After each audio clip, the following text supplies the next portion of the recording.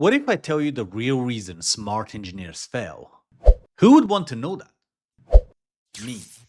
Along my tech career, I've worked with many skilled engineers who could build anything. And I mean anything. But some of the smartest one couldn't work with anyone. Wait, what? They were geniuses in code and disasters in meetings.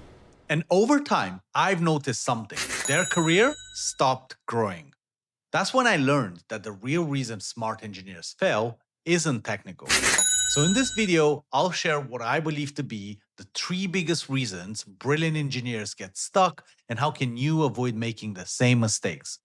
Trust me, the last one might surprise you because it's something that no certification or course can teach you. Would love to hear in the comments other reasons that you, the viewer, think that are worth mentioning. And by the way, thanks for watching this. If you find this useful, please hit like and subscribe. It really helps me create more videos like this to support other professionals like you breaking into tech, growing into leadership, evolving your career. All right, let's get started. The first reason smart engineers fail is because they think skill alone is enough. They believe being technically good, it's all that matters. I've seen people who master every certification, every programming language, every framework, every AWS service you can name.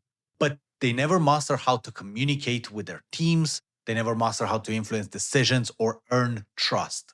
And the truth is, in today's tech, technical skill gets you in the room, but soft skill keep you there.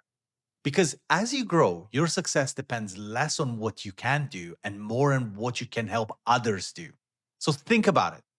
Talking to machines is easy. You tell them exactly what to do and they just do it. They don't question you, they don't have emotions, they don't interpret your tone. But with people, it's completely different. People come with experiences, fears, and motivations. You can say the same sentence to two different teammates. One feels inspired while the other feels criticized. That's why communication is an art, not a command line. So if you want to stand out, start developing your communication muscle. Learn how to explain complex ideas simply, how to listen actively, and how to make people feel heard.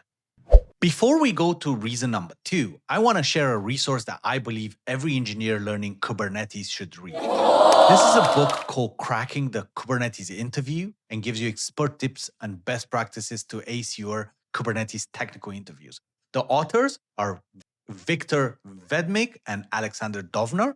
They bring decades of real world experience into DevOps, AWS, and Kubernetes architecture.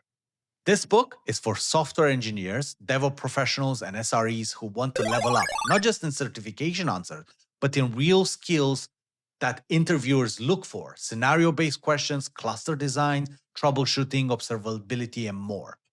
Why I like this and I'm presenting you this book? Because instead of just laying out definition, it gives you the language and framework to explain your decisions, to lead conversation about Kubernetes in team, and to move just being an engineer into a force and into a system design and leadership. If you're preparing for Kubernetes roles or stepping into architecture lead territory, this is one worth checking it. I'll add the link into the description of the video. All right, let's get back to the second reason. The second reason smart engineers fail is because they avoid conflict. They hate uncomfortable conversations, so they let tension build up or they complain privately instead of addressing problem directly. And what happens?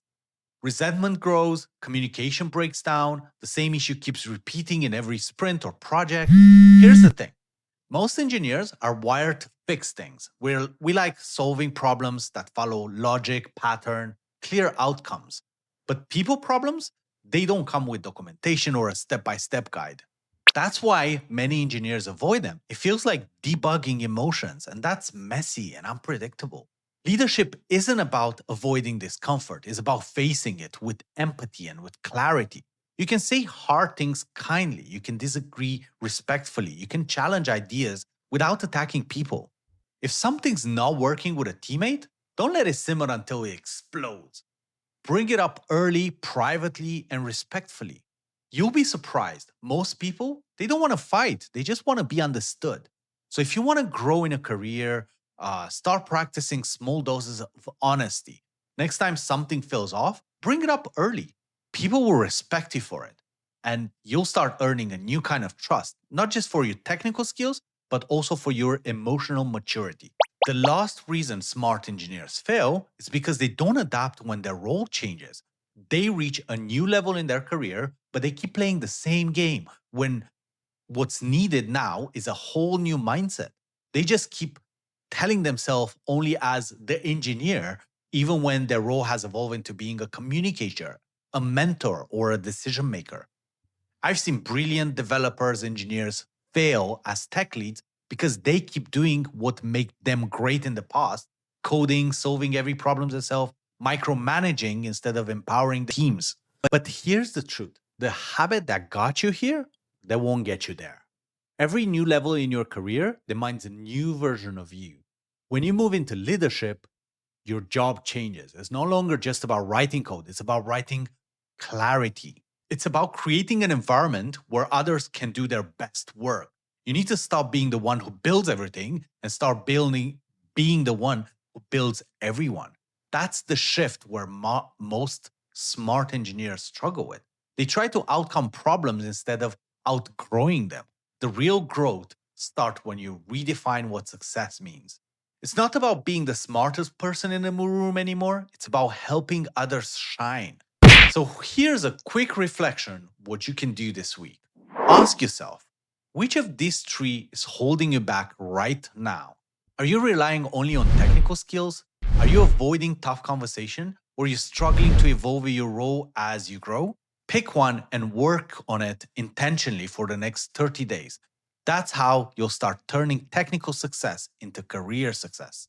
And remember, great tech starts with great people. See you in the next one. Goodbye!